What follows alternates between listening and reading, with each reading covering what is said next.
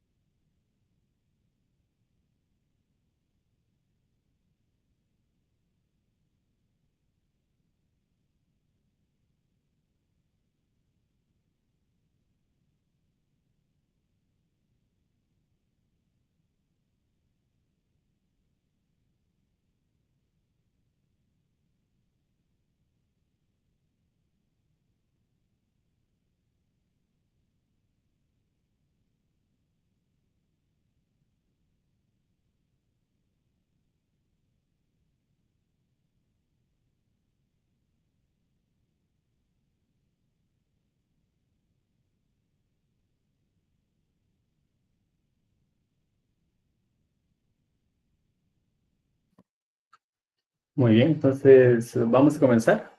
Solo me confirman ahí si me escuchan bien.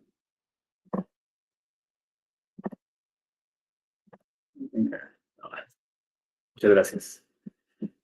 Entonces, muchas gracias por su asistencia. Esta sería la segunda clase de laboratorio. Hoy es viernes 25 de julio 2025. Entonces, vamos a dar inicio. Creo que ya somos 49. Éramos 50 hace un ratito. Alguien se fue. Pero bueno. Entonces, vamos a empezar con lo que serían los anuncios importantes. Primero que nada, la asignación al DTT. Esperaría yo que ya todos hayan llenado el formulario o todos los que se asignaron. Yo ya asigné a todos los que lo llenaron desde al menos hasta el día de hoy. No sé si alguien todavía no está asignado al DTT o si podría por favor ir al DTT a confirmar de que todos ya estén asignados. Igual vamos a esperar ahí cuando se una más gente para recordarles también. Pero si alguien estuviera acá que no está asignado todavía de TT, por favor que me diga de una vez, así los puedo asignar. De igual manera voy a compartir una vez más aquí en el chat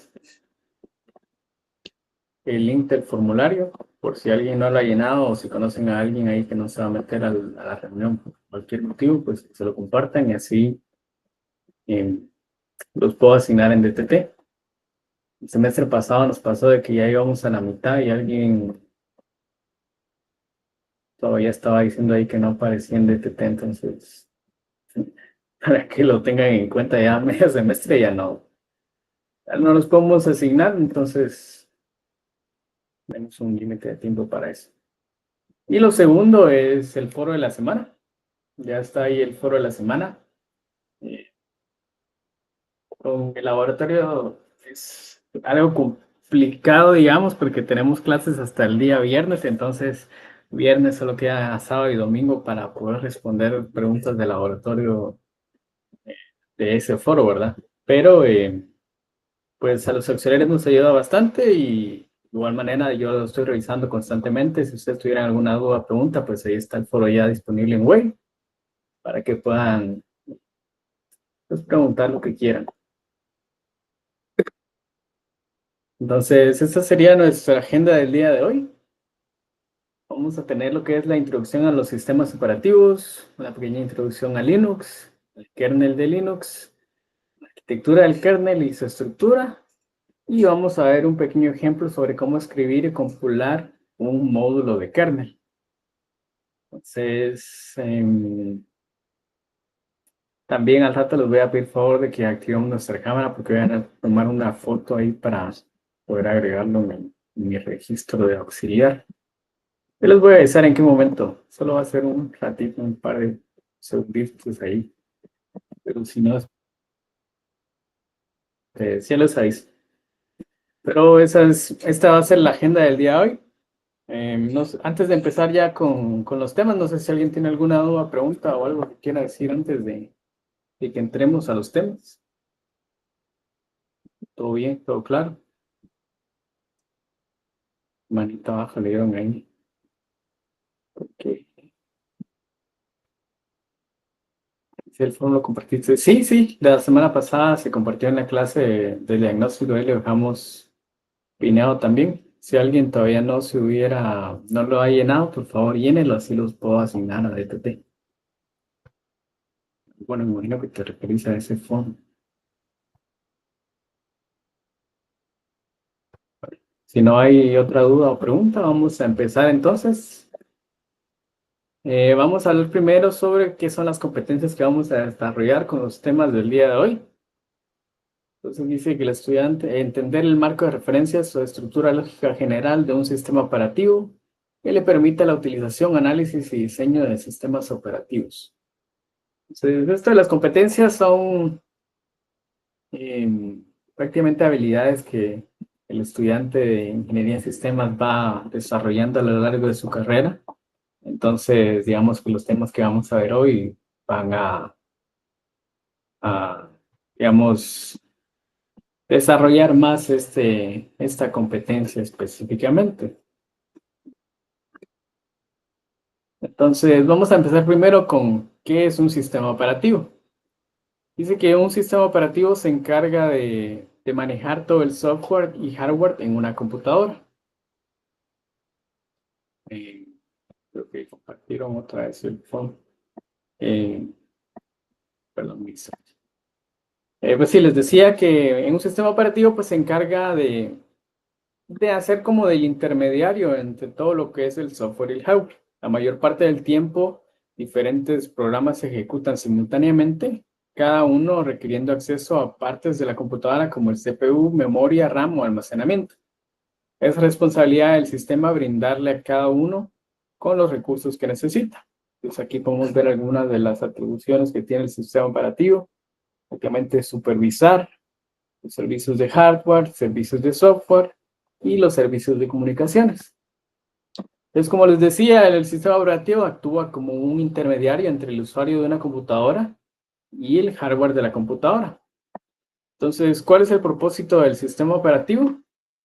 Pues proporcionar un entorno en el cual el usuario pueda ejecutar programas de manera conveniente y eficiente.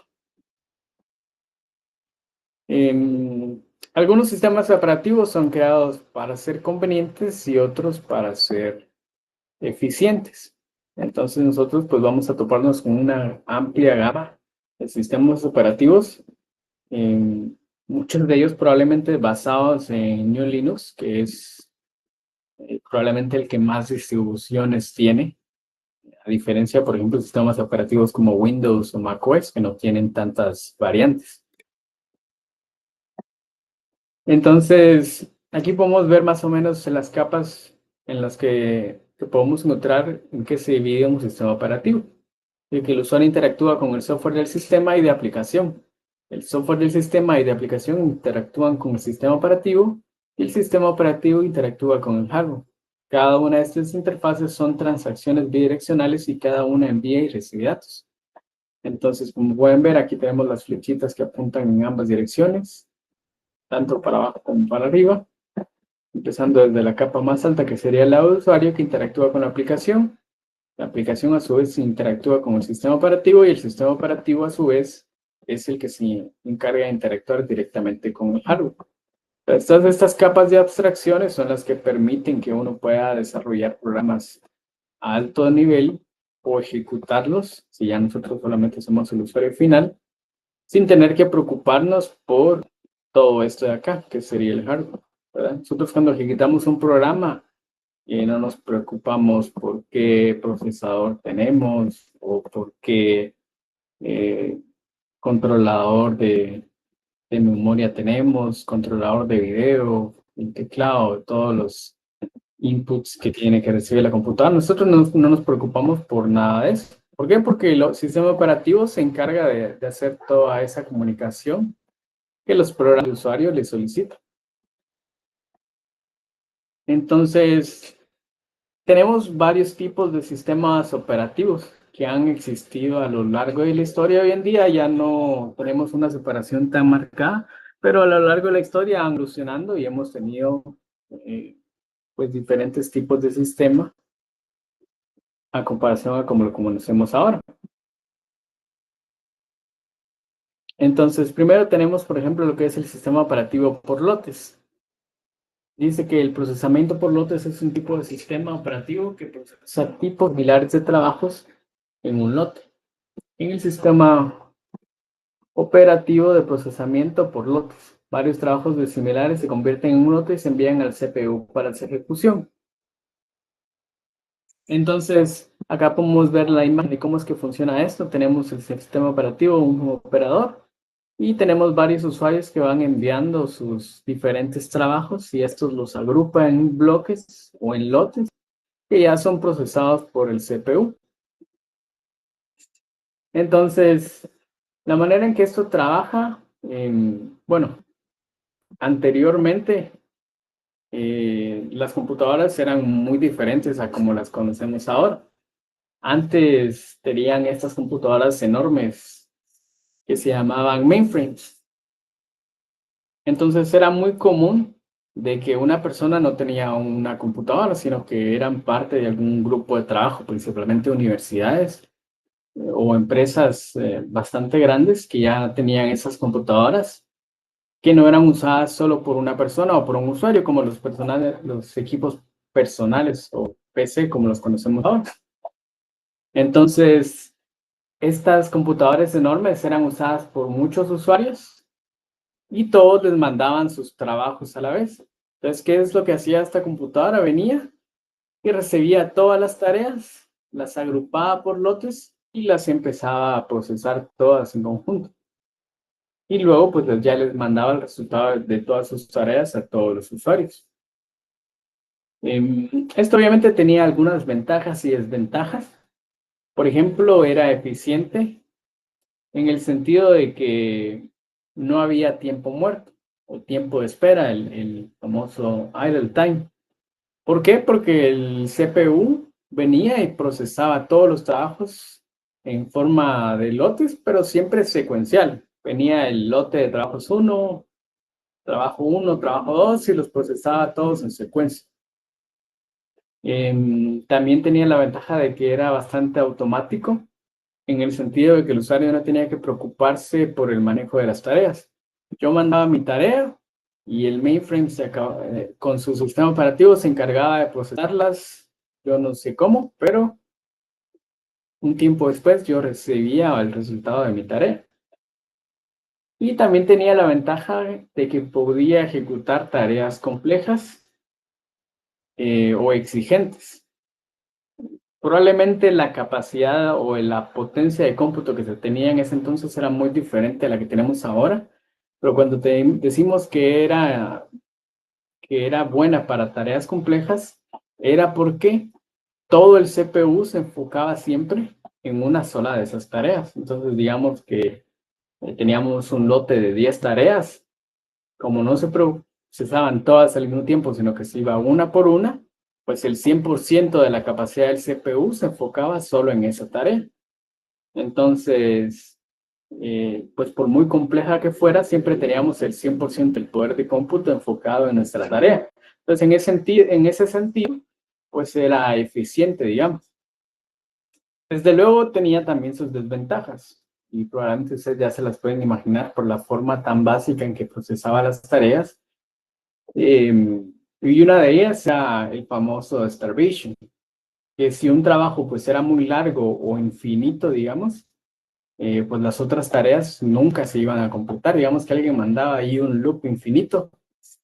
Entonces el procesador venía, se enfocaba solo en esa tarea porque solo podía trabajar una a la vez y ahí se iba a quedar enciclado, nunca iba a terminar. Otra de las desventajas es de que no era interactivo. Entonces uno no podía mandar una tarea que requería que el usuario ingresara o interactuara con el programa de alguna manera. Por ejemplo, si nosotros quisiéramos hacer una calculadora en consola, lo más básico que podemos hacer es decirle al usuario ingrese número 1, ingrese número 2 y la operación. Entonces eso no se podía hacer. ¿Por qué? Porque yo mandaba mi tarea que fuera parte de un lote, el CPU la ejecutaba. Nosotros no sabíamos en qué momento se iba a ejecutar, sabíamos que se iba a ejecutar sí o sí, pero no sabíamos en qué momento. Y nosotros mandábamos la tarea y ya solo esperábamos una respuesta, no nos podíamos quedar esperando que el programa interactuara posteriormente, que nos pidiera información o alguna forma de esas. Entonces esa era una de las ventajas. Otra era la depuración. Definitivamente era mucho más difícil. ¿Por qué? Porque yo escribía mi programa, se lo mandaba y yo no obtenía un resultado hasta que todas las tareas de mi lote eran procesadas y yo obtenía una respuesta. Entonces, obviamente, era muy tardado tratar de depurar programas de esa manera. Entonces, a partir de todos esos beneficios, desventajas, surge un nuevo tipo de sistemas operativos, que son los sistemas operativos multiprogramación. Dice que se puede ilustrar como si más de un programa estuviera presente en la memoria principal y cualquiera de ellos se pudiera mantener en ejecución. Esto se utiliza básicamente para una mejor ejecución de los recursos. Entonces aquí podemos ver de que ahora tenemos la memoria partida en trabajo 1, trabajo 2, trabajo 3 y desde luego el sistema operativo que tiene que estar ejecutándose todo el tiempo. Entonces esta es una mejora respecto al sistema operativo por lotes, porque ahora en lugar de tener un solo programa ejecutándose a la vez, varios se caen en la memoria, o sea que evidentemente se usa más memoria RAM. Y mientras un programa está esperando por operaciones de lectura o escritura, otro programa toma el control del CPU. Entonces, esto evidentemente tiene una gran mejora respecto al sistema operativo por lotes, pero también una gran desventaja. Y es que aún no es posible tener interacciones con el usuario. Requiere más memoria y el cambio entre programas pues reduce el rendimiento. ¿Por qué? Porque ahora, cada vez que quiero que el CPU se enfoque en un programa diferente, pues tengo que cambiar el famoso contexto de cada uno de los programas que ellos tienen pues almacenados o cargados en la memoria RAM. Este también introduce un nuevo problema que posiblemente les suene a muchos, que es el famoso deadlock. Es cuando un programa bloquea un recurso A y espera que un B se libere. Pero un programa diferente bloqueó el recurso B y entonces los dos se quedan esperando ahí de manera infinita. Entonces es una de las desventajas que se introducen con el sistema operativo multiprogramación. Luego tenemos el sistema operativo multiprocesamiento. Dice que es un sistema operativo en el que se utiliza más de una CPU para la ejecución de recursos.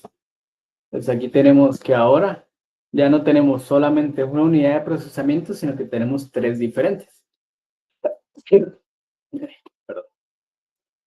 Pero siempre tenemos que comparten la misma memoria RAM. Entonces se puede decir que los sistemas operativos multiprocesamiento fueron el comienzo de la computación paralela. Dice que hay más de un procesador que colaboran para ejecutar procedimientos o incluso dividir tareas para ejecutarlas en paralelo. Entonces, esto mejora la estabilidad del sistema en caso de que falle un procesador y se dividen en dos tipos. Dice que puede ser sistemas operativos multiprocesamiento simétricos o asimétricos. ¿Cuál es la diferencia? En que los simétricos, básicamente ambos procesos tienen una copia idéntica del sistema operativo, comparten la memoria y los dispositivos de entrada y salida. Entonces, en uno del tipo simétrico, si uno de los CPUs llegaran a fallar, no hay problema porque cualquiera de los otros dos o más que haya, que puedan haber en el equipo, puede venir y continuar con las tareas. ¿Por qué? Porque cada uno tiene su propia copia del CPU. Entonces, lo que hacen es que las tareas se trabajan de manera balanceada, asignándole solo ciertas tareas a los procesadores conforme van liberando su carga de trabajo. Luego está el asimétrico. En el asimétrico tenemos un CPU que se considera como el maestro, digamos, y este se encarga de controlar el sistema y qué tareas se le asignan a los otros CPUs. Entonces, si tenemos dos CPUs, por ejemplo, uno de ellos se va a dedicar solamente a controlar y distribuir las tareas y a asignarle pues, sus recursos al sistema operativo. Entonces, este controla el sistema y las tareas las distribuye en el resto. Luego tenemos lo que es el sistema operativo multitarea. Dice que este sistema operativo es una versión de multiprogramación que cuenta con un algoritmo de planificación round robin que permite ejecutar múltiples programas simultáneamente. Entonces aquí podemos ver en el gráfico, tenemos ahora el sistema operativo, tenemos tres aplicaciones ejecutándose de manera simultánea, que es un navegador, Excel y un reproductor de video ahí que es VLC. Entonces, aquí podemos ver de que la novedad es un algoritmo de planificación, que en este caso es round robin. Y posteriormente vamos a entrar más en detalle cómo funciona ese algoritmo, pero básicamente es como una cola que va asignándole, cambiando entre procesos uno a uno, en el orden en el que van llegando. Entonces dice que esta es una extensión del sistema multiprogramación. Varios programas se ejecutan al mismo tiempo, compartiendo los recursos entre diferentes procesos, y el CPU cambia rápidamente entre pues, estas tareas, dando la ilusión de que existe la ejecución paralela. Obviamente es solo una ilusión porque lo que se hace es que se cambia rápidamente entre todos los procesos y parece que pues, se ejecutan todos al mismo tiempo. Entonces, de este multitarea también existen dos tipos. Está el multitarea cooperativo y el multitarea preventivo. Entonces dice que el cooperativo, cada proceso decide cuándo liberar el control del CPU voluntariamente. Pero si un proceso no libera, pues puede bloquear el sistema. Y esto, por ejemplo, sucedía con versiones antiguas de Windows o de macOS, de que cada uno de los programas decía, bueno, yo ya terminé de usar el CPU, lo libero. O si tengo que leer, escribir algún archivo, entonces vengo y libero el CPU hasta que yo lo vuelva a necesitar. Entonces, cada programa decía cuándo liberarlo y entonces el planificador venía y le asignaba el tiempo de CPU a un programa diferente. Luego está el otro tipo y la que se volvió más popular, creo que por razones evidentes de que un programa muy difícilmente iba a querer soltar voluntariamente su uso del CPU, que es el multitarea preventivo. Entonces, ¿qué es lo que acá, en lugar de que cada programa controla cuándo liberar el uso del CPU, el sistema operativo es quien lo controla? Entonces, le asigna un cierto tiempo determinado de uso de CPU a través de interrupciones y evita que un proceso pues monopolice el uso del CPU. De esta manera, pues, así usando técnicas como prioridad o en este caso round robin, que es una asignación equitativa de tiempo, pues se le va asignando un tiempo específico al proceso que lo necesita. Entonces, existen varios planificadores aparte de round robin, todos con una lógica diferente de cómo asignarle el tiempo de CPU a cada uno de los procesos. Esto tiene desde luego también sus propias desventajas. Por ejemplo, si tenemos una cantidad muy grande de aplicaciones ejecutándose al mismo tiempo, vamos a notar una degradación bastante evidente en el rendimiento del sistema operativo, del equipo en general. ¿Por qué sucede esto? Pues porque muchas tareas están ahí peleándose por usar el CPU. Entonces, ¿qué es lo que va a suceder? Que todas las tareas se van a empezar a retrasar y desde luego es necesario un poder de cómputo mucho más grande. Luego tenemos lo que son los sistemas operativos de red. Dice que estos sistemas se ejecutan en un servidor y brindan la capacidad de administrar datos, usuarios, grupos, seguridad, aplicaciones y otras funciones de red. Estos tipos de sistema operativo permiten el acceso compartido a los archivos, a las impresoras, seguridad, aplicaciones y cualquier función de red a través de una pequeña red privada. Entonces aquí tenemos, por ejemplo, un servidor de archivos que le brinda los servicios a cliente 1, 2, 3, 4 y a la X cantidad de archivos. Entonces dice que un sistema operativo en red es similar a una clase con estudiantes y un profesor. ¿Por qué? Porque el profesor es quien se encarga de organizar las tareas de los estudiantes y cuándo, quién puede hacerlas. Entonces, cada cliente, por ejemplo, sigue siendo independiente, pero está como optimizado para la conectividad y acceso a recursos compartidos.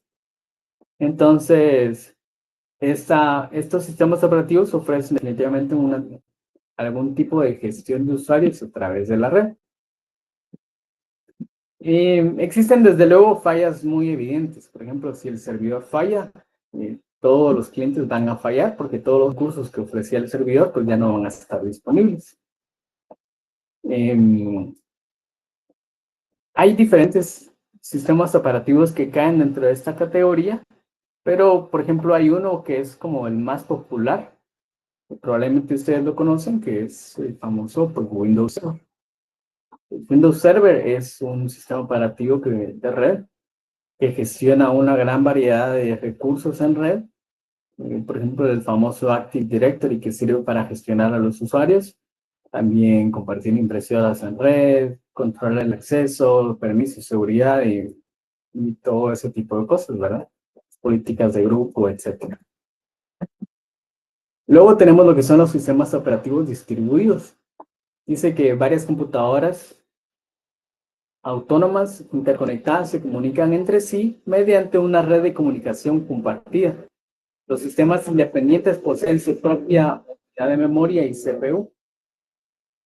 Entonces, en este tipo de sistemas tenemos varias computadoras, todas son independientes en el sentido de recursos, todas tienen su propia CPU, memoria, almacenamiento y todo eso, pero forman parte de un sistema operativo interconectado. Entonces, cada uno de ellos se considera un nodo y forman parte de una red compleja de un sistema operativo en red. Entonces, este tipo de sistemas tienen de igual manera sus ventajas y desventajas. Por ejemplo, una gran ventaja de ellos es que tienen recursos compartidos, tienen una gran tolerancia a fallos, son escalables y tienen una muy buena distribución de tareas. Entonces,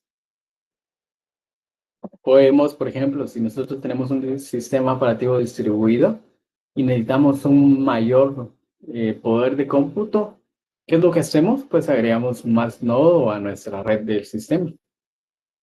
Pero desde luego también tiene sus desventajas.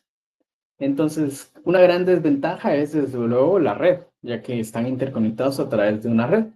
Entonces, si la red no es muy estable, nosotros también vamos a notar cómo el rendimiento del sistema pues empieza a degradar.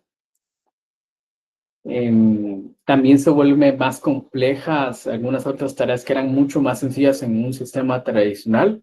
Por ejemplo, la seguridad. Implementar la seguridad en todos los nodos se vuelve mucho más complejo. También es más complejo de administrar. Y uno de los sistemas operativos más populares de lo que son distribuidos es Apache Hadoop, que es probablemente tal vez algunos de ustedes ya los han escuchado. Es un sistema operativo distribuido de Apache, donde uno puede instalarlo y empezar a agregar todos los nodos. Y generalmente se vuelve muy útil cuando uno tiene tal vez equipos que no son muy potentes. Pero tal vez a uno todavía le quiere dar vida ahí a un Pentium 4, no, bueno, tal vez un Pentium 4, ¿no? Pero algunos equipos viejitos que tenemos por ahí, y si los empezamos a meter a un sistema operativo distribuido, los conectamos en red, podemos terminar con un poder de cómputo bastante bueno. Entonces, vamos a hablar ahora de lo que es bueno, antes de continuar, no sé si alguien tiene alguna duda o pregunta. ¿Todo claro? ¿Se durmieron? ¿Todo bien? Estamos bien. Ahí para mandar las manitas. Entonces vamos a hablar ahora un poco sobre lo que es el Linux kernel. Dice que el kernel de Linux es un kernel de sistema operativo tipo Unix, monolítico, modular, multitarea, gratuito y de código abierto escrito originalmente en 1991 por el grande Linus Torvalds. Se encuentra dentro del sistema operativo y controla todas las funciones principales del hardware, ya sea un teléfono, una computadora portátil, un servidor o cualquier otro tipo de equipo. Entonces, se puede adaptar a arquitecturas específicas y a varios escenarios de uso utilizando una familia de comandos simples, es decir, sin la necesidad de editar manualmente su código fuente antes de la compilación. Usuarios privilegiados también pueden ejecutar los parámetros del kernel en tiempo de ejecución. Entonces, luego tenemos lo que es GNU Linux. Aquí hace falta aclarar algo que tal vez alguno de ustedes ya sabe, pero muchos confunden lo que es el sistema operativo en GNU Linux con el kernel Linux. Entonces aquí nos dice que es una familia de sistemas operativos tipo Unix compuesto por software libre y de código abierto. Usualmente se dice Linux para referirse al sistema operativo, pero en realidad ese es el nombre del kernel, que representa menos del 50% de todo el código del sistema.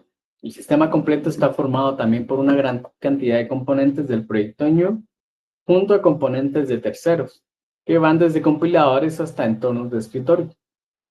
Cabe señalar que existen derivados que usan el núcleo Linux, pero que no tienen componentes GNU, como el sistema operativo Android, así como también existen distribuciones de software GNU donde el núcleo está ausente, como en FreeBSD. Entonces, es lo que yo les digo, es porque generalmente muchos nos referimos o hablamos del sistema operativo Linux, Pero en realidad Linux no es un sistema operativo, es solamente el kernel de ese sistema operativo. Entonces, ¿de dónde viene todo eso? Antes de que existiera el kernel Linux, ya existía un proyecto llamado New. Bueno, en realidad no sé si esa es la pronunciación exacta, pero es el GNU, que es un acrónimo como recursivo que significa New is not Unix. Porque en el momento que crearon ese proyecto, lo popular o lo famoso en ese entonces era Unix, que era un sistema operativo propietario. Entonces vino este proyecto New y dijo, bueno, vamos a empezar a crear nuevas herramientas, pero que sean de código abierto, libres, cosa que no lo eran todas las herramientas que ya existían en Unix. Entonces empezaron a programarlas en C, que era también uno de los lenguajes que se estaba volviendo popular en ese entonces. Que dato curioso, era también de los creadores de Unix, ellos mismos lanzaron el lenguaje C. Entonces este proyecto New vino y empezó a lanzar muchos de los componentes del sistema operativo, los empezó a crear en lenguaje C para que fueran de código libre, abiertos, open source. Pero todas estas herramientas, digamos, que forman el sistema operativo, les faltaba una pieza esencial que era el kernel. El kernel, como ya leímos antes, se encarga de gestionar todo lo que es el hardware del equipo. Entonces, todas estas herramientas de New, del proyecto New, justamente lo que les faltaba era un kernel. Entonces, a partir de que la aparición del kernel de Linux, entonces vinieron, ya las combinaron y eso dio origen al sistema operativo, que se conoce como New Linux, porque es una combinación de ambos proyectos. Entonces, generalmente cuando uno se refiere al sistema operativo Linux, realmente se está refiriendo a esto, a New Linux. Y si se dan cuenta, incluso aquí nos dice que representa menos del 50% de todo el código del sistema. O sea, cuando hablamos de Linux, realmente el kernel es solo una, aunque a pesar de que es obviamente una parte esencial, no es ni siquiera de la mitad del código de lo que nosotros vemos ya cuando estamos ejecutando el sistema operativo. Gran parte de eso es el proyecto New. Entonces, esto nos lleva a la siguiente pregunta que dice, ¿por qué usar Linux? Dice que actualmente Linux se utiliza para gestionar múltiples servicios como programación de procesos, programación de aplicaciones, dispositivos periféricos fundamentales y sistemas de archivos. Linux puede ejecutar cualquier tipo de programa que esté acostumbrado a ejecutar en Windows o Mac, desde calculadoras básicas hasta sofisticadas herramientas de edición de gráficos. Kubernetes, Docker y OpenDaylight, utilizados para acelerar la adopción y virtualización de funciones de red, son ejemplos de productos basados en Linux y que han tenido un impacto significativo en la industria de tecnología y se han vuelto indispensables para pilas de tecnologías de una gran cantidad de empresas y organizaciones. Además, los proveedores de servicios en la nube prefieren los sistemas operativos basados en Linux debido a su naturaleza gratuita y de código abierto. Entonces, muchos de ustedes probablemente ya han utilizado Linux por lo menos una vez a lo largo de la carrera. Si no, pues ahí lo van a empezar a hacer. Y se habrán dado cuenta de que muchos programas que se han vuelto populares surgen primero en Linux. Luego se adaptan a otros sistemas operativos o unos nunca se adaptan. Pero por lo mismo de que muchas de los servicios que nosotros mismos tienen detrás el sistema operativo Linux, pues no hace falta ese tipo de adaptación. Obviamente, cuando las empresas piensan en este tipo, en qué sistema operativo elegir, muchas veces se van a ir por Linux. ¿Por qué? Justamente lo dice aquí, por gratuito. Entonces, obviamente, nadie quiere venir y tener que pagar por nada, básicamente. Desde luego que no todas las distribuciones que existen en Linux son gratuitas y hay una gran razón del por qué hay o existen algunas que son de pago. Y muchas veces se trata de sistemas que eligen las empresas. Y la razón es simple y sencillamente el soporte que pueden brindar sobre todas esos potenciales errores que pueden surgir cuando uno trabaja con esos sistemas. Por ejemplo, en Windows al menos, que es un sistema operativo propietario, yo personalmente nunca he tenido que contactarme con el soporte de Windows, pero existe. Entonces, si yo tuviera algún error, puedo venir yo, comunicarme con el soporte de Microsoft, reportar el error y me imagino yo que en algún momento ellos van a revisarlo y arreglarlo si fuera algún error, alguna falla de seguridad o cualquier de ese tipo.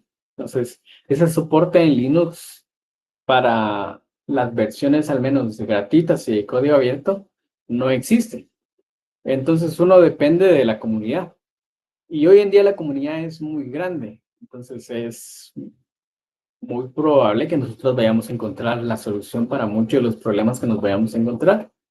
Pero para los que no, pues una de dos. O lo arreglamos nosotros mismos o esperamos a que alguien más lo arregle. Y esa situación es lo que muchas veces mantiene a las empresas alejadas de este tipo de sistemas operativos, ¿verdad? Que no tienen ese soporte de que alguien va a estar arreglando los errores. Entonces, tenemos algunos contextos donde utilizar Linux. El primero tenemos sistemas sin cabeza o headless. Desde que Linux se utiliza para sistemas de servidores sin cabeza que no necesitan una interfaz gráfica de usuario. O una terminal y un teclado directamente vinculados. Sistemas operativos sin cabeza se utilizan a menudo para servidores de red y otros dispositivos operados de forma remota. Tenemos también los dispositivos de red, de que Linux es un sistema operativo de red común para enrutadores, conmutadores, servidores DNS, dispositivos de red domésticos y más. Cisco, por ejemplo, proporciona una versión del sistema operativo Cisco Internet Network, el iOS, que emplea el kernel de Linux. Entonces, probablemente se recuerdan de su clase de redes, que ahí uno, incluso cuando trabaja con el simulador, el Packet Tracer de Cisco, pues esos ya no son los típicos routers normales que uno le instalan ahí en Claro, ¿verdad? Que uno los manipula directamente a través de una página web, sino que ya tienen una distribución de Linux obviamente mucho más simplificada y enfocada a las tareas de un enrutador o un switch, un DNS, que uno las controla a través de la consola. Como bien dice acá, pues emplea el kernel de Linux. También tenemos dispositivos integrados. Dice que Linux se utiliza como sistema operativo integrado para una variedad de aplicaciones como electrodomésticos, sistemas de entretenimiento para automóviles y dispositivos de sistemas de archivos de red, como necesidades informáticas modestas. Entonces, Linux hoy en día está presente prácticamente en el 100% de dispositivos móviles, o al menos yo no conozco ninguno que no lo tenga. Todos tienen ahí Linux en alguna parte, incluido Apple, ¿verdad? Todos están basados en una cierta parte en eso. Pero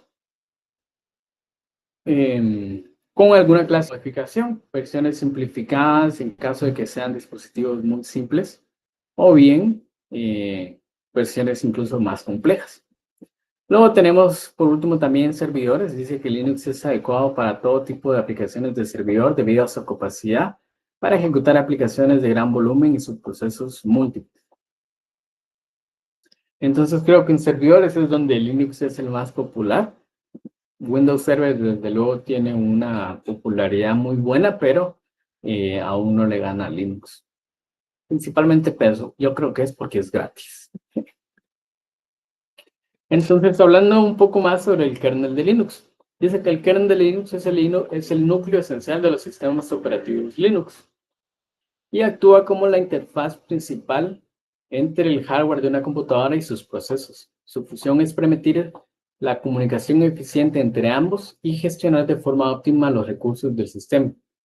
Se llama kernel debido a su posición interna dentro del sistema operativo, similar a una semilla en el centro de una fruta de una cáscara dura. Entonces, este componente controla todas las funciones esenciales del hardware, ya sea en teléfonos, computadoras, portátiles, servidores y otros dispositivos. Como corazón del sistema, el kernel asegura que cada componente de hardware responda adecuadamente a las necesidades de los procesos y aplicaciones, optimizando el rendimiento y la estabilidad del equipo. Entonces, la arquitectura del kernel de Linux sigue un modelo de capas, en el que cada capa tiene responsabilidades específicas y comunica con las capas adyacentes. Entonces, tenemos aquí algunas capas como lo son el gestor de procesos, que administra la creación, planificación y finalización de procesos e implementa algoritmos para la multitarea y optimiza el uso de la CPU. Tenemos también el gestión de memoria, que controla la asignación y organización de la memoria del sistema virtual y física, mediante paginación, segmentación, asegurando un uso eficiente entre procesos. Tenemos también un subsistema de archivos, que es una interfaz común para manipular archivos y soporta múltiples sistemas de archivos. Por ejemplo, tenemos el X4, FAT32, NTFS, facilitando la gestión de datos de distintos medios de almacenamiento. Tenemos también redes y su protocolo. Se refiere al manejo de comunicación de red con los protocolos como TCP/IP o UDP para transmisión de datos y conexión a Internet. Tenemos también las interfaces de llamadas al sistema o syscalls, que proporcionan una interfaz para que las aplicaciones soliciten servicios del kernel como acceso a archivos, operaciones de red y gestión de memoria. Entonces aquí podemos ver las diferentes capas que tiene o que conforman el sistema operativo, pasando por la capa de aplicaciones, la capa de shell o de la consola, tenemos el kernel y en el centro tenemos pues ya el hardware. Entonces se imagina que el kernel es como el asistente personal ocupado de un alto ejecutivo, que en este caso es el hardware. Su tarea es transmitir mensajes y solicitudes o procesos de los empleados y del público, que sería el usuario, al ejecutivo. Y recordar qué elementos están almacenados y en qué lugar, y decidir quién puede acceder al ejecutivo en cada momento y por cuánto tiempo. Pues sería en este caso, se refiere a los planificadores.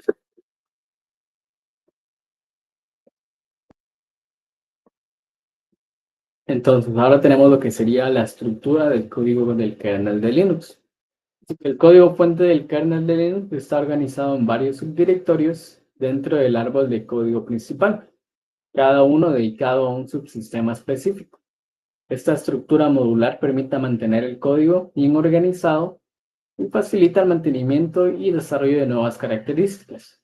Principales directorios y archivos son, tenemos aquí una pequeña imagen con la estructura de Linux.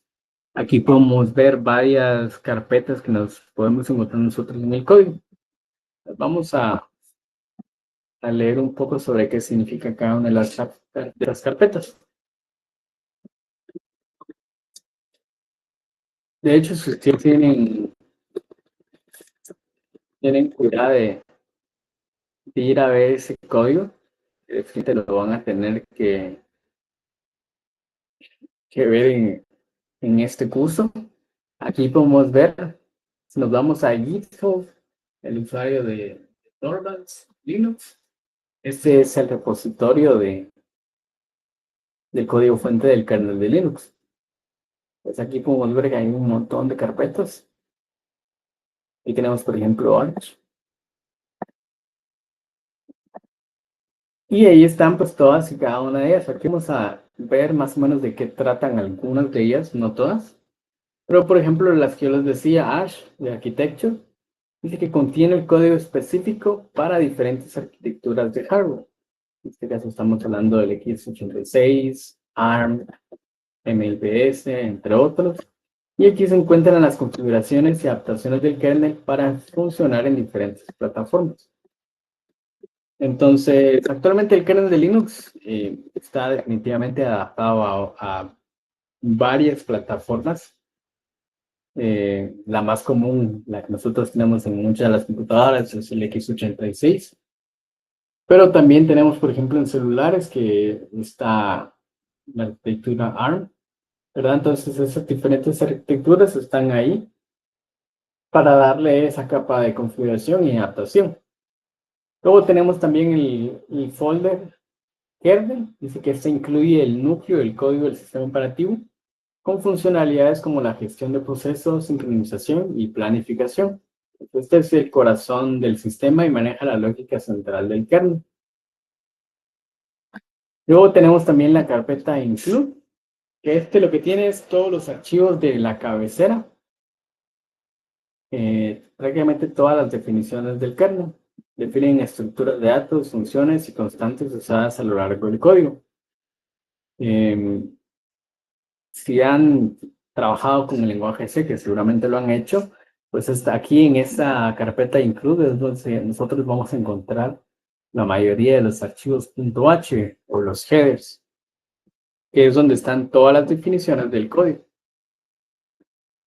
Luego tenemos también lo que es la carpeta fs, que es el código relacionado con los sistemas de archivos soportados por Linux. Aquí se implementan los diferentes tipos de sistemas de archivos y el Virtual File System. La carpeta drivers contiene todos los controladores de los dispositivos para hardware, como controladores de red, almacenamiento, de video y otros periféricos. La carpeta net incluye el código de todas las filas de redes y los protocolos de comunicación, como TCP/IP, IP versión 4, IP versión 6, etc. Luego la carpeta por Memory Management contiene el código de gestión de memoria, incluyendo algoritmos de administración de memoria virtual, coordinación, intercambio y asignación de memoria. También tenemos una carpeta llamada Security, que contiene el código relacionado con la seguridad del sistema, como el módulo de Linux, el AppArmor y otros mecanismos de control de acceso. Por último, tenemos la carpeta init y contiene el código de inicialización del kernel que se ejecuta al inicio del sistema. De que este código prepara el entorno y carga las configuraciones necesarias para que el kernel pueda iniciar correctamente. Entonces es como el punto de entrada.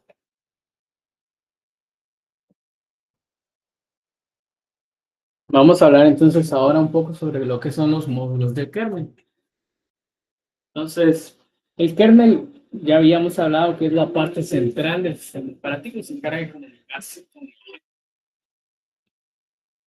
Pero el kernel no es algo que nosotros podamos modificar de manera tan fácil en nuestro sistema operativo. Entonces, ¿qué pasa si nosotros queremos darle funcionalidad adicional? Para esto sirven los módulos de kernel, que son componentes de código que se pueden cargar y descargar en tiempo de ejecución, lo que permite extender funcionalidades del kernel sin necesidad de recompilar todo el sistema. Esto proporciona flexibilidad y facilidad de mantenimiento del sistema operativo. Entonces, nosotros cuando pensamos en un sistema operativo, podemos pensar en dos diferentes tipos de espacios, que son el espacio del kernel y el espacio del usuario. El espacio del kernel se refiere a un entorno donde se ejecuta el código del kernel, que tiene acceso completo al hardware, y este es un espacio privilegiado, porque permite la gestión directa de los recursos del sistema. Entonces, el kernel es prácticamente como el superusuario, por así decirlo. ¿Por qué? Porque él tiene acceso con privilegios absolutamente a todo. Todo lo que es el hardware, de administrar la memoria RAM, absolutamente todo. El kernel no tiene ninguna clase de limitante. Por el contrario, tenemos el espacio del usuario. Y aquí se ejecutan las aplicaciones de usuario, las cuales tienen un acceso limitado al hardware. Esta restricción garantiza la seguridad y estabilidad del sistema, impidiendo que las aplicaciones interfieran directamente con el funcionamiento del kernel y de otros procesos del sistema. Esa diferencia del kernel, el espacio del usuario no tiene tantos privilegios y para realizar ciertas acciones que involucran, por ejemplo, gestionar la memoria, métodos de entrada, comunicación de red, tiene que hacerlo a través del kernel, haciendo llamadas al sistema, peticiones, etc. Entonces, Vamos a hablar sobre cómo escribir un módulo de kernel. Aquí podemos ver un ejemplo. Tenemos un hola mundo, que es lo más sencillo. La estructura básica de un módulo es, primero, tenemos que incluir las definiciones en las que vamos a necesitar, que vienen de Linux Module y de Linux Kernel. Le damos un nombre y una descripción, bueno, en este caso el autor, y la versión que vamos a utilizar. Cada módulo va a tener una función de inicio y una función de salida, que es cuando se carga y cuando se descarga. Y luego la compilación, que es justamente lo que vamos a ver ahora. Dice compilar un módulo de kernel. Para compilar el módulo se necesita abrir una terminal y navegar. Esto lo vamos a saltar porque es justamente parte del ejemplo que vamos a ver hoy. El ejemplo guiado, que es cómo crear un módulo de kernel. Pero antes de eso, como les había dicho, ya ver que ya hay bastante gente, ya somos 79. Entonces, repitiendo un poco de los anuncios que habíamos dicho antes al inicio, la asignación al DTT, por favor, revisen todos que ya estén asignados al DTT. Ya debería aparecerles ahí en sus cursos. Estamos operativos 2. Si alguien todavía no estuviera asignado, por favor, llenen el formulario. Ahí lo compartieron en el chat y debería estar también fijado. Pero por si acaso lo voy a volver a mandar otra vez ahorita en el chat. Si alguien no lo ha llenado, por favor, llénelo con sus datos, si yo los puedo asignar al DTT. ¿Okay? Y también, voy a dejar de presentar un momento. Como les decía al inicio, solamente voy a tomar una pequeña captura de la clase para mi bitácora. Si me hacen favor de encender su cámara solo por unos momentitos. Ahí. Vamos a cambiar el que aparezcamos todos.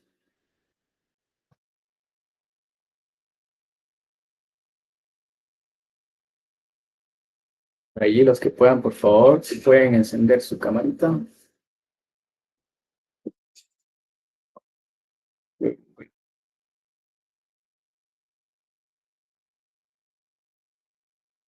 Hacer un minutito. Si pueden, por favor, ahí abrir su cámara.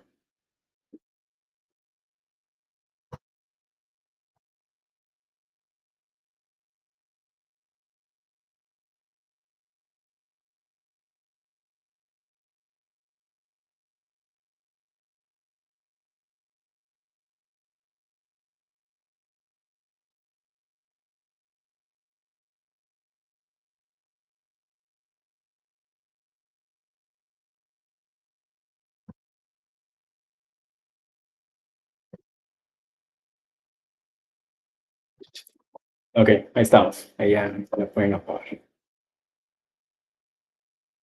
Muy bien, entonces vamos a pasar ahora a lo que sería el ejemplo guiado. El ejemplo de hoy va a ser sobre cómo crear un módulo de kernel.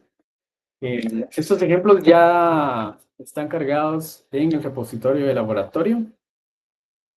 Lo pueden encontrar en la web. Voy a compartirles mi pantalla para que lo puedan.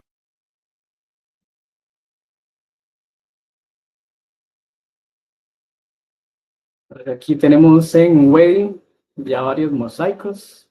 Entonces aquí en la parte de recursos pueden ver que está este link que dice repositorio de ejemplos. Y aquí está ya todos los ejemplos que van. Algunos creo que todavía no están aquí completos, pero la mayoría ya están acá. Este sería el ejemplo del módulo de kernel. Aquí están las instrucciones, que es lo que voy a dar yo en este momento, pero si alguien quiere avanzar y una vez el código completo, lo puede hacer desde ahí. Aquí de igual manera está disponible ya esta carpeta de Google Drive que tiene los archivos que les van a servir para trabajar. Por ejemplo, aquí está VMware, es el programa de virtualización para Windows y para Linux. Aquí está también la distribución de Linux que vamos a usar en el curso, la recomendada al menos, que es Linux Mint, versión 22.1, con la interfaz de XFCE. Y también está el código fuente del kernel de Linux en su versión, la última versión de Logterm, que es la 6.12.39, que es con la que vamos a estar haciendo los ejemplos. Ahí están ya disponibles. Entonces, vamos a hacer eso. Entonces, yo tengo acá ya instalado en una máquina virtual Linux Mint, y lo pueden ver. Pero yo no voy a hacer directamente en la máquina virtual, sino que lo voy a hacer a través de Visual Studio Code. Y lo voy a abrir. Entonces, porque la verdad es que trabajar directamente, programar directamente en la máquina virtual es bastante tedioso. A veces hay bastante delay entre que uno escribe, aparece ahí, compilar todo es bastante tedioso hacerlo directamente. Entonces, yo lo voy a hacer a través de Visual Studio Code con la opción de conexión remota de SSH. Para los que no están familiarizados con esta herramienta, si nunca la habían usado, pues se las recomiendo, es bastante útil. Entonces, por ejemplo, ¿qué es lo que tienen que hacer acá en la máquina virtual? Simplemente saber qué IP tienen, instalar el servidor SSH, que es el OpenSSH. Por ejemplo, aquí tengo la IP que es la 161. Y entonces ya con eso, yo ya la tengo aquí configurada. Usar aquí la configuración para que ustedes vean. Es la IP, mi usuario. Ya con eso me puedo conectar yo a la máquina virtual a través de SSH. Y me va a preguntar mi contraseña.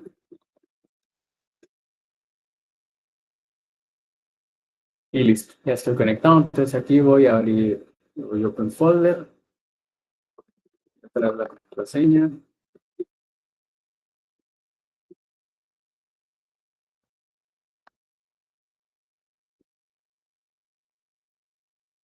Y me aparecen ya entonces aquí los directorios. Ya me tenía documentos. Voy a abrir aquí.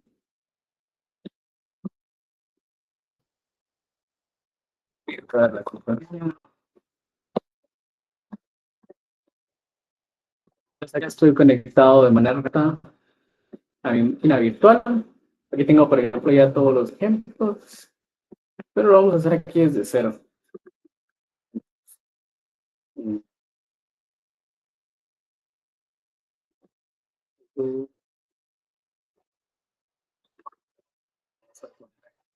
Para ver que sí se mire bien.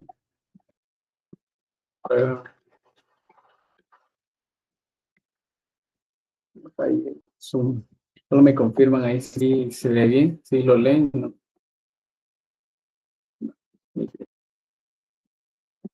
Entonces, como les decía, lo que vamos a hacer es un nuevo módulo de kernel.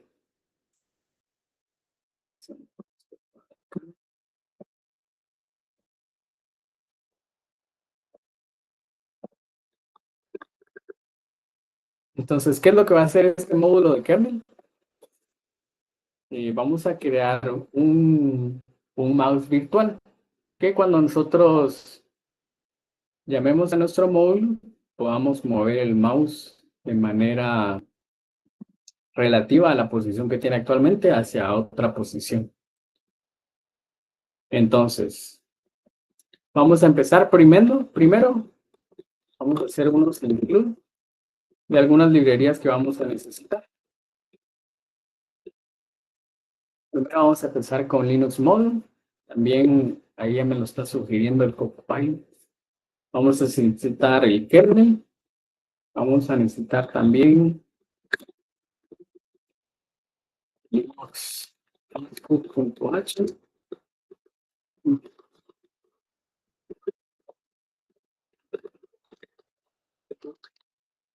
También vamos a necesitar Linux Es más para leer de nuestro proceso. Y por último, Linux devices. Esta puede leer la memoria del lado del usuario. Pues tenemos módulo kernel input pues para manejar los dispositivos de entrada. Y ahí está. Copiar y poner partes. Vamos a escribir todos a manera. Como les decía, esta parte pues ya está ahí en el repositorio. Entonces yo lo voy a hacer acá desde cero para ir explicando paso por paso, pero ya está disponible ahí en el link. Pues acá tenemos aquí la licencia GPL, que es la misma que usamos para la que vamos a usar a lo largo de todo el curso. El autor, que en este caso sería yo, y una breve descripción, módulo para mover el mouse virtualmente. Esta va a ser la 0.1. Entonces, como les decía, aquí vamos a necesitar dos funciones estáticas. Que se vayan a llamar doble y un bajo. Le vamos a poner como nombre mouse init.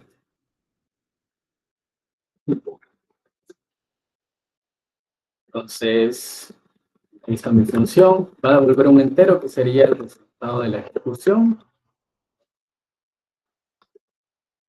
Entonces, vamos a poner un error. Pues si en caso nos diera alguna clase de error. Y ahora, ¿qué es lo que vamos a hacer? Vamos a mandar a llamar. Vamos a inicializar esta variable que se va a llamar virtual mouse. Y vamos a necesitar un espacio en memoria para nuestro dispositivo virtual. Y lo vamos a hacer con input allocate device. Esta función la podemos usar gracias a que hicimos el include de Linux input. Las definiciones para manejar los controladores de dispositivos. Entonces ya tenemos aquí nuestra definición. Vamos a revisar si se logró hacer la solicitud de ese espacio en memoria. Entonces, ¿qué es lo que nos va a devolver esto? Simplemente un valor numérico, un entero mayor a 0 o 0 si dio error. Entonces, como el 0 es igual a false, entonces por eso usamos aquí negativo. Y le ponemos aquí un error de que pues algo pasó y no se pudo asignar el dispositivo. Y esta constante que representa un error de la. Entonces ahora lo vamos a configurar. Le vamos a dar primero un nombre. Y le vamos a poner virtual mouse. Luego le vamos a dar un nombre físico, digamos. Mejor dicho, una ruta física. Y es donde va a existir físicamente este dispositivo virtual. Y como es virtual, pues lo vamos a poner input 0. ¿Qué más le tenemos que asignar? ¿Qué tipo de bus va a utilizar? En este vamos a ponerle que es bus USB. Vamos a ponerle el vendor, que sería un fabricante ficticio. En este caso le vamos a poner el 027. Y también tenemos que asignarle un ID de producto ficticio. En este caso le vamos a poner que es 009. Y por último, la versión. Le vamos a decir que es la versión 001. Ya definimos los atributos de nuestro mouse virtual. Luego tenemos que asignarle algunos bits que van a servir para que el sistema sepa cómo tratar a este dispositivo virtual. Entonces lo hacemos con setBit. Esta función, de nuevo, la podemos usar gracias a que estamos viendo las definiciones de input. Entonces, por eso es que no estamos definiendo nosotros esas funciones, porque ya existen. Entonces vamos a ponerle aquí rel, mouse, con event. ¿Qué es lo que estamos haciendo aquí? Estamos diciendo de que el dispositivo soporte eventos relativos. ¿Relativos en qué sentido? De que van a ser relativos a la posición actual del mouse. Digamos que si mi cursor está en la posición 100,100, yo le digo que se mueva a 5 unidades a la derecha, se va a mover a partir de la posición donde ya se encuentra. Eso se refiere que es relativo. Luego le vamos a decir que también va a ser relativo en el eje X, que soporta movimiento en el eje X. Le ponemos y también en Y. O sea que los movimientos en Y también va a soportarlos de manera relativa. Luego vamos a tener el F-key, que este va a servir para indicarle que el dispositivo soporta eventos de teclas. En este caso sería los botones y el scroll. Y por último, vamos a validar que se haya inicializado correctamente. Entonces, tenemos que registrarlo. Aquí solamente lo creamos. Ahora lo registramos. Y esto nos devuelve de igual manera similar a cuando reservamos el espacio, un valor entero, diferente de 0 si todo salió bien, e igual a 0 si. Entonces, si hubo algún error, entonces imprimimos el error, se pudo registrar, liberamos el espacio que habíamos reservado antes de memoria, que si error no nos va a servir para nada. Y ahora lo que vamos a hacer es que vamos a registrar un espacio para este proceso que nos permita leer información que el usuario nos comunique, que nos sea de utilidad para poder activar este mouse virtual. Entonces vamos a hacer la definición de la entrada de un prop. Le vamos a decir prop PA. Esto va a pedir varios parámetros que serían el prop name, que esto no lo hemos definido, lo vamos a definir ahorita. También las banderas o permisos de escritura que va a tener. En eso le estamos diciendo que tenga permisos de escritura. Y le vamos a pasar como tercer parámetro null, que es el directorio padre. Le estamos diciendo que no queremos que tenga ningún directorio padre. Y por último, le tenemos que pasar el puntero de la función que se va a encargar de procesar estas operaciones. Yo no lo he definido aún, pero se va a llamar. Entonces, aquí nos faltan algunas cositas. Por ejemplo, vimos que no está definido esto todavía. Lo vamos a definir. Tenemos que empezar aquí un define. Y le vamos a poner vmouse, de virtual mouse. O, bueno, como ya está en el ejemplo. A definir también de una vez el tamaño del buffer. Y vamos a poner aquí 64. Más adelante le voy a explicar para qué sirve eso. ¿Y qué más vamos a necesitar? Una función. La función que procesa esto. Entonces, voy a poner aquí el del tipo size-t y se va a llamar mouse right. Entonces, esta va a recibir 3 parámetros, no son 4. Primero va a recibir un struct del tipo file, que es un puntero de file. También va a recibir una cadena de caracteres que se refiere al buffer que viene del espacio del usuario. O sea, lo que leímos de ahí. También size-t se refiere a la cantidad de bytes que se escribieron. y la posición, que es del tipo de posición. Entonces aquí está. Ya no le vamos a poner el código porque vamos a terminar primero de configurar el resto. Entonces, tenemos aquí ya el punto.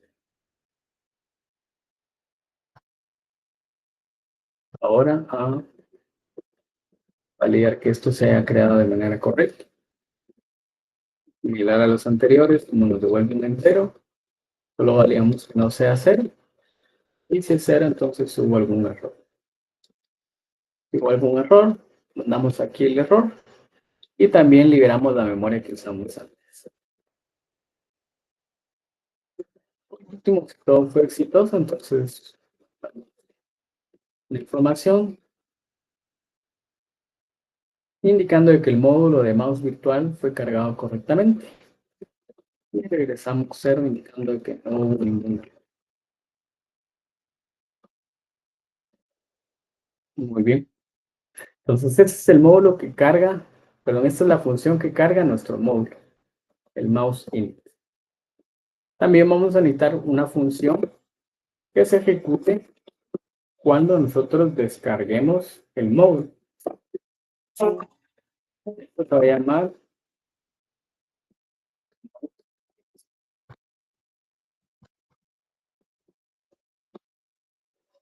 eso es alguna duda en lo que vamos a ver aquí el ejemplo, pueden poner. ¿Ves qué es lo que vamos a hacer aquí?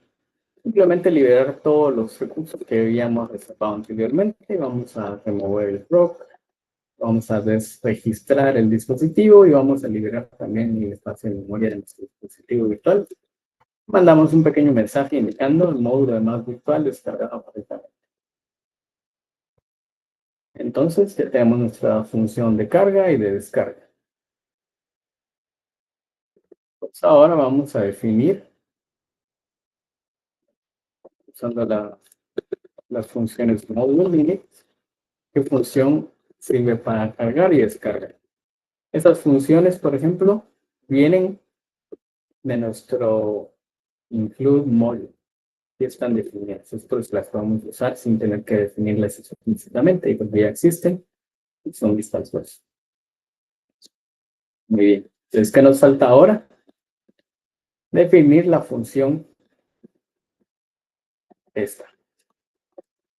Les habíamos dicho de que esta lo que va a hacer es procesar las operaciones que lleguen a nuestro módulo a través del archivo que le corresponde. Entonces, cuando recibamos nosotros lecturas en este archivo, básicamente vamos a mover el mouse a la posición que nos diga. Entonces, para eso vamos a poner aquí primero un chat.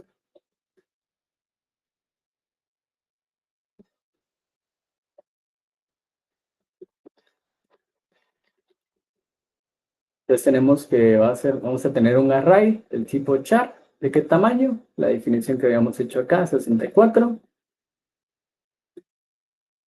Y vamos a definir dos variables, que serían de x y de y, que es la cantidad que se tiene que desplazar en x y en nuestro mouse. Vamos a revisar. Primero, el tamaño de la información que estamos recibiendo. Aquí, la variable count es el tamaño del buffer que recibimos, o sea, el contenido que estamos leyendo desde el archivo. Entonces, si el contenido es mayor que nuestro buffer -1, que comienza en 0, entonces la entrada es demasiado larga. Obviamente nosotros mismos nos estamos mandando esta entrada, entonces nunca debería pasar por acá, pero por si acaso, pues la agregamos ahí para saber que estamos cometiendo ese error. Ahora, cuando nosotros estamos trabajando en el kernel, no podemos simplemente manipular los buffers del espacio del usuario. porque son independientes. Entonces tenemos que copiarlos del espacio del usuario al espacio del kernel. ¿Cómo lo hacemos? Usando esta función que se llama copy from user. ¿Qué vamos a copiar?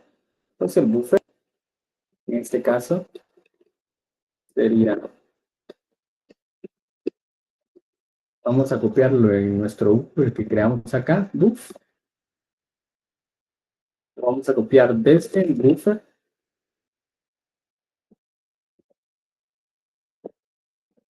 ¿Y qué cantidad vamos a copiar? La cantidad count.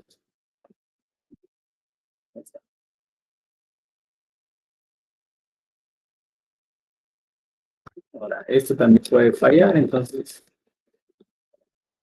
vamos a poner aquí que si nos devuelve 0, entonces significa que algo falla. Vamos a devolver el código vale. Si no falla, entonces ahora lo que nos toca hacer es obtener los valores de nuestro que acabamos de leer para saber a dónde se supone que se tiene que mover el mouse. Entonces, para eso vamos a poner aquí. Tenemos que hacer, porque lo que estamos recibiendo acá, este buffer, en realidad es una cadena de texto. Y como es texto y nosotros queremos tener valores en X y valores en Y, o sea, una coordenada prácticamente, necesitamos extraer esos valores del texto. Entonces vamos a poner aquí esta variable que va a usar CSScan. Esa es esta otra función que ya está definida y que sirve para extraer valores de una cadena y convertirlos a un formato específico.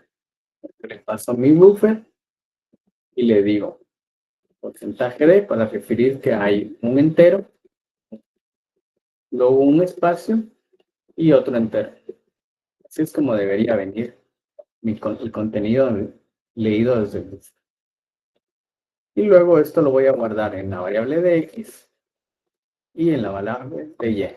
Uso el símbolo de ampersand para referirme al puntero o dónde está el valor de estas dos. Esto ya son cuestiones de lenguaje de C, que no vamos a entrar en detalles, pero si alguien tuviera alguna duda de por qué es así, libre de la mano. Entonces ahora ya tenemos nuestras dos variables guardadas acá. Vamos a revisar primero. Esto lo que hace es que nos extrae los valores de nuestro string del buffer en el formato que le dijimos y nos dice cuántas variables exitosamente fue que parseó. Entonces, acá deberían ser siempre 2. Si no fueran 2, significa que algo falló. Vamos a recordar nuevamente. Error vale. Simplemente para ya no procesarlo. Y ahora sí. Vamos a llamar a la función import nuestro mouse virtual y le vamos a decir que mueva de manera relativa en X la cantidad de X. Y lo vamos a hacer lo mismo para Y. Hicimos el parámetro de virtual mouse, que es el que habíamos definido antes, virtual mouse. Y por último, vamos aquí a sincronizar. Sí.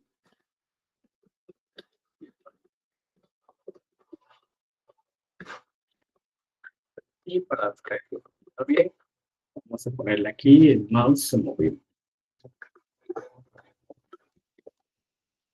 Tanta cantidad de X y de Y.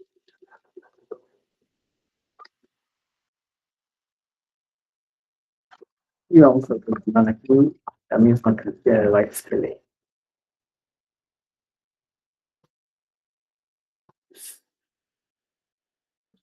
Muy bien.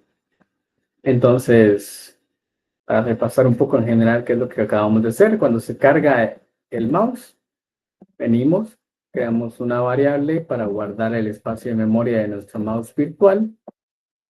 Si no se asigna correctamente, lanzamos un error.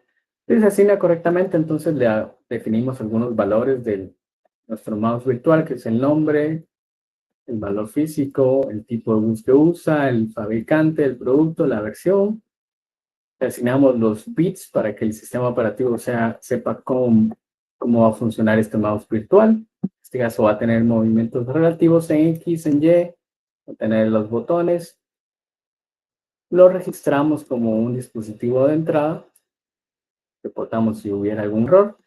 También creamos un espacio en proc para poder leer información que nosotros vamos a mandar para mover el mouse dinámicamente. Si hubiera algún error al momento de crearlo, también lo reportamos. Y le indicamos qué función es la que va a usar para cada vez que lea algo desde el proc, que sería eso. Esto lo que hace es recibir ese buffer con la información de movimiento, lo separa en las coordenadas X y Y. Media vez ven en el formato correcto, que es dos enteros separados por un espacio. Se lo reporta como movimiento relativo a la entrada a nuestro mouse virtual. Luego sincroniza los métodos de entrada con nuestro mouse virtual y eso haría que el mouse se mueva. Entonces, ahora lo vamos a compilar. Para compilarlo vamos a crear un makefile. Aquí tenemos el makefile. Y lo que tiene que tener simplemente, si no están familiarizados con Make, es una herramienta que sirve para automatizar el proceso de compilado. Nosotros generalmente cuando compilamos con C hacemos un GCC, el archivo .c de entrada, como queremos que se genere el binario y se acabó. Pero ya cuando se vuelven proyectos más complejos, hacer eso ya no es viable. Entonces ahí es donde entra la herramienta Make. Esto lo que hace es como orquestar todo el proceso de compilación. En este caso va a ser uno bastante sencillo porque simplemente es un módulo pequeño, pero es para que una idea de cómo funciona. Entonces, primero le especificamos el objeto que vamos a compilar, que en este caso es nuestro archivo .c. Si se dan cuenta, tiene el mismo nombre, la única diferencia es que aquí le pongo .o y es .c para que él sepa que ese es el archivo que tiene que buscar. Luego necesitamos la versión de nuestro kernel, que esto lo vamos a obtener usando el comando shell uname-r. ¿Qué es lo que hace esto? Pues simplemente invocar ese comando en shell. Nosotros lo hacemos acá en la terminal, yo le pongo uname-r, me devuelve exactamente la versión del kernel que tengo. En este caso es la 6.12.31. Entonces, es justamente esa valor que yo voy a tener ahí. Luego tenemos las dos opciones que va a hacer. Primero, cuando yo lo llame solo para compilar, ¿qué es lo que va a hacer? Pues va a llamar a make c y necesito incluir, pues justamente, los archivos de los módulos para que sepa cómo encontrar las librerías que necesita. Entonces, esas son parte del sistema y van a estar en la ruta lib-modules, la versión de mi kernel. En este caso sería kversion.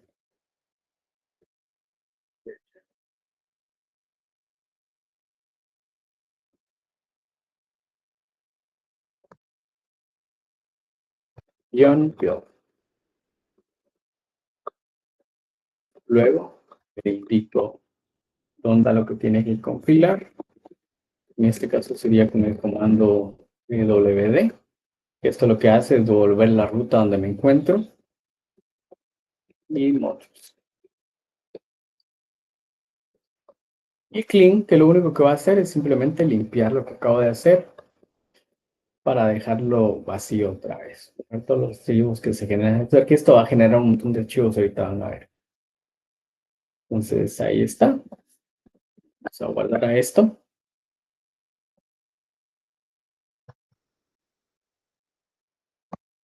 Y vamos a probar compilarlo ahorita a ver si funciona.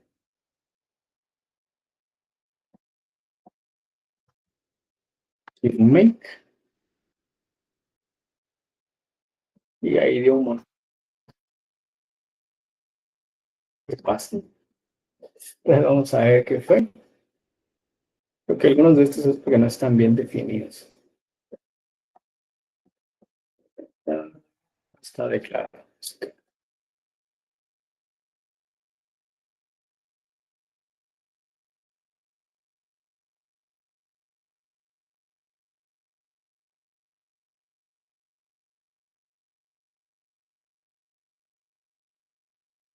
Factor, sí, justamente la definición de estos. Entonces tengo que hacer un static struct. Voy a poner input dev y voy a crear un portero del tipo de input dev. Se va a llamar virtual. El que estaba usando aquí abajito, pero nunca lo definí. Entonces este tipo igualmente viene acá de int, ya está definido. Voy a anexar también el otro, fue el que usé para aquí, el proc file pushes y el proc entry. Pongo aquí un static explorer.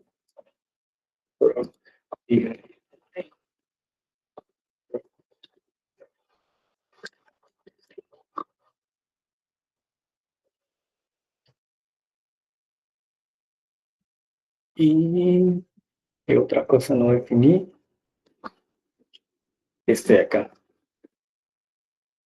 Entonces, lo vamos a definir aquí en Revit.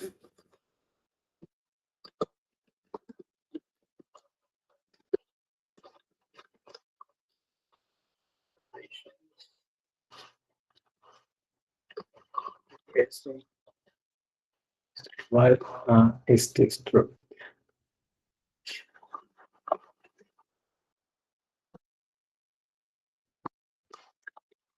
Y aquí le paso la opción que tenía en Revit. Entonces,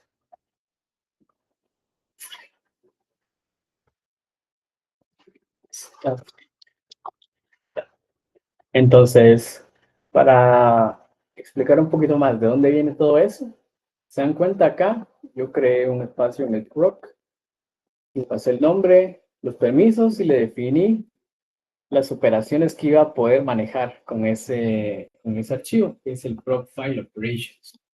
Es justamente este de acá. Este es un struct que ya está definido, igualmente viene de nuestras definiciones de antes, que en este caso sería el proc.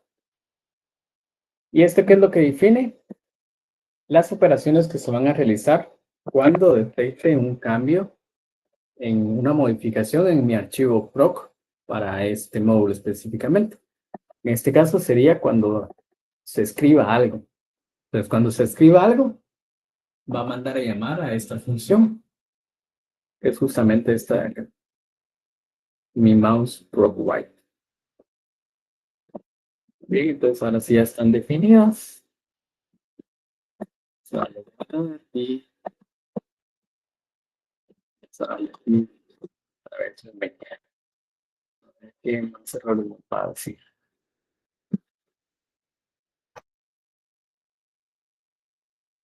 Todo. Empezar por lo fácil. Parece que me olvidé ahí un punto coma en algún lado.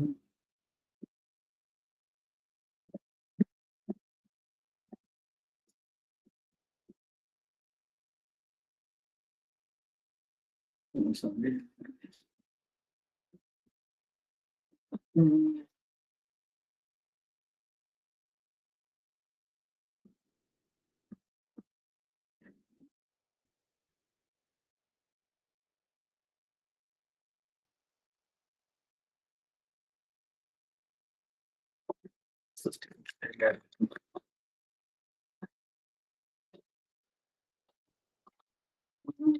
Pues, no recuerdo si ya un punto.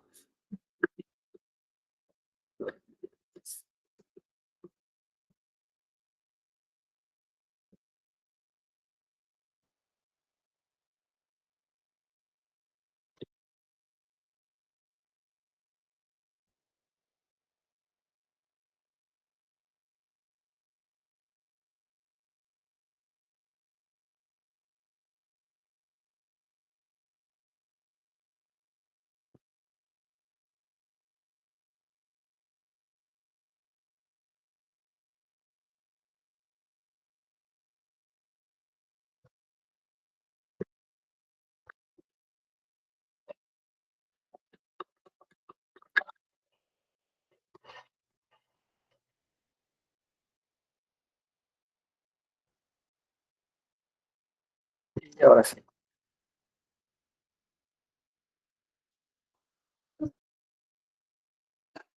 Buscando otra advertencia por acá.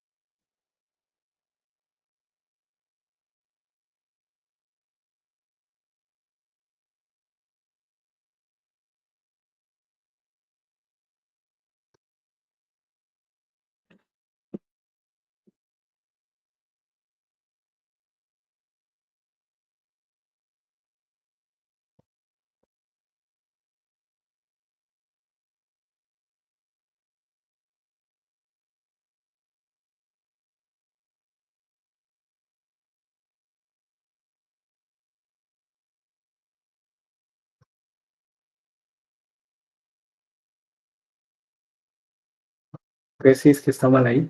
No. Vamos a ver. Ah, por la coma. No, vamos a poner. No sé qué. Yo creo que es eso. Yo creo que igual sí lo calculó, aunque esté dando esa advertencia. Porque no da error. Entonces, debería funcionar. Pero sí, como se dan cuenta, aquí nos genera todos estos archivos de acá. Y el que nos interesa es justamente este que se llama bmouse.ko. Este va a ser nuestro móvil. Entonces, ¿cómo lo vamos a cargar? Vamos a usar el comando install. Esto es por install node module. Y vamos a poner aquí bmouse.ko. Pero esto lo tenemos que hacer como superusuario, porque lo que estamos haciendo es instalando un nuevo módulo de kernel. Entonces nos va a pedir ahí nuestra contraseña de superusuario y no nos dio ningún error. Entonces ahora vamos a ver si realmente lo instaló. Entonces había esto un mensaje de módulo de mouse virtual cargado correctamente.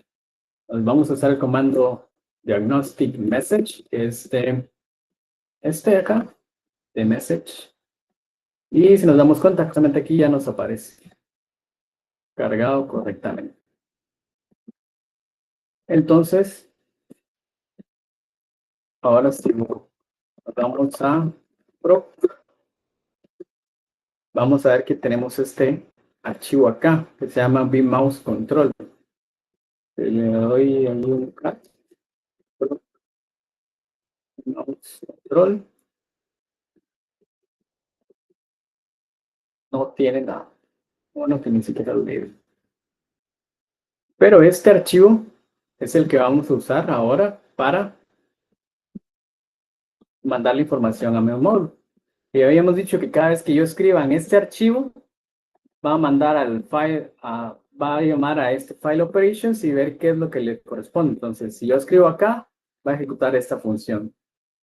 Esta función lo que hace es que recibe una línea de dos enteros separado por espacio y luego le manda esos valores para mover el mouse y luego lo sincroniza. Entonces, vamos a probar.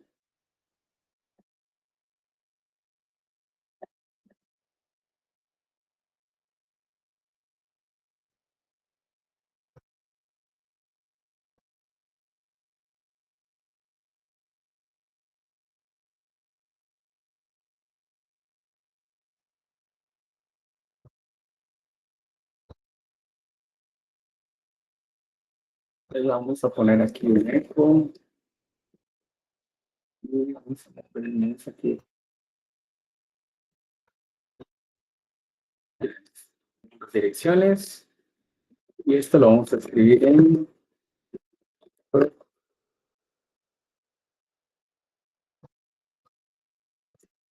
y ahí está.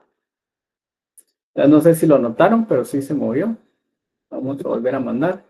Vean dónde está ahorita. Y se movió ahí para abajo. Se lo vuelvo a mandar. Se vuelve a mover un cachito más para abajo a la derecha. Y ahí.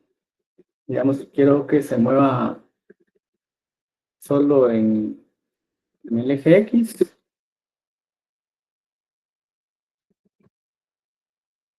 Quiero que se mueva ahora de regreso. Y va de regreso.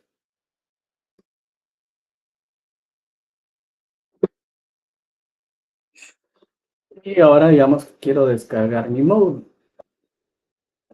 Entonces vengo y ahora siempre con sudo le doy RM de remove, module, RM mod y siempre mi mouse.que yo. Entonces ahí ya lo quitó. Si reviso ahora otra vez los mensajes de diagnóstico con el comando de message, por aquí,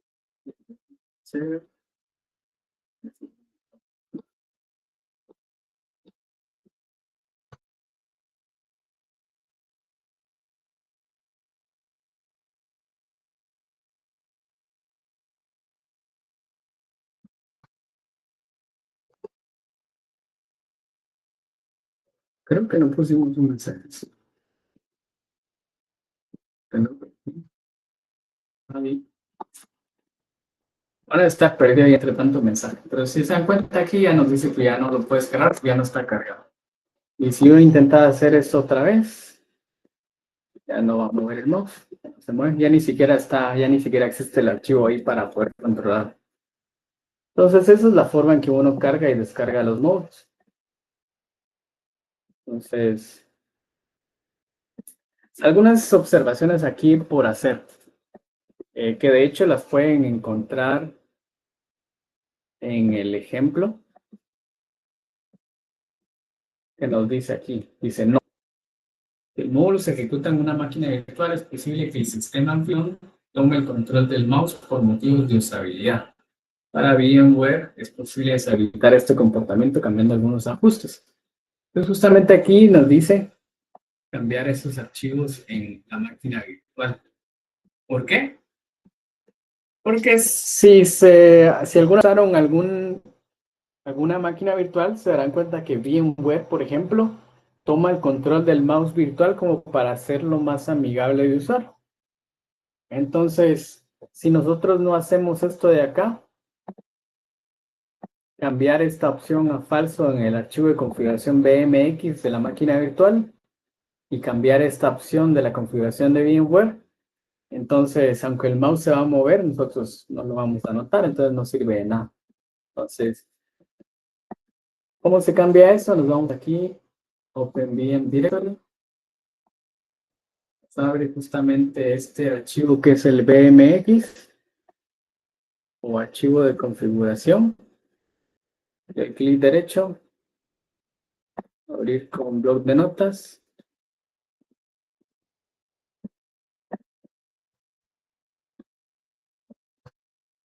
Y si se dan cuenta, aquí hasta abajo yo eso lo puse. Bien mouse.present igual a falso. Es el comando que nos dice acá. Falso. Y luego en las opciones de configuración de la máquina virtual, de igual manera. Y en settings. Aquí en opciones. No me acuerdo dónde decir.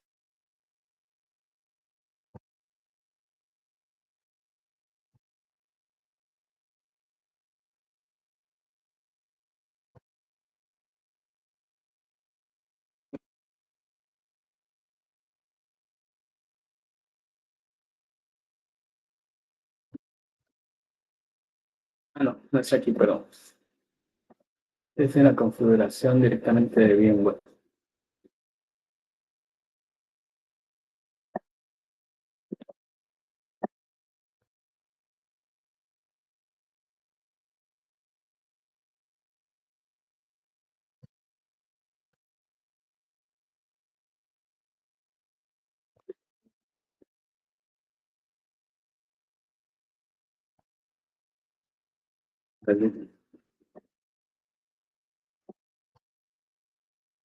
Preferencias. Sí, aquí está. Aquí tenemos que deshabilitar esta opción. Hide cursor on graph. Porque si no, el mouse siempre se va a seguir moviendo, pero nosotros no lo notaríamos porque VMware va a tomar el control del mouse. Para que lo tomen en cuenta con las máquinas virtuales. Si esta fuera una instalación física de Linux, no nos pasaría, igual se va a ver. Entonces, ese sería el ejemplo por el día de hoy. No sé si alguien tiene alguna duda o pregunta. Nos pasamos unos minutitos ahí, disculpen. Pero, pues ahí está.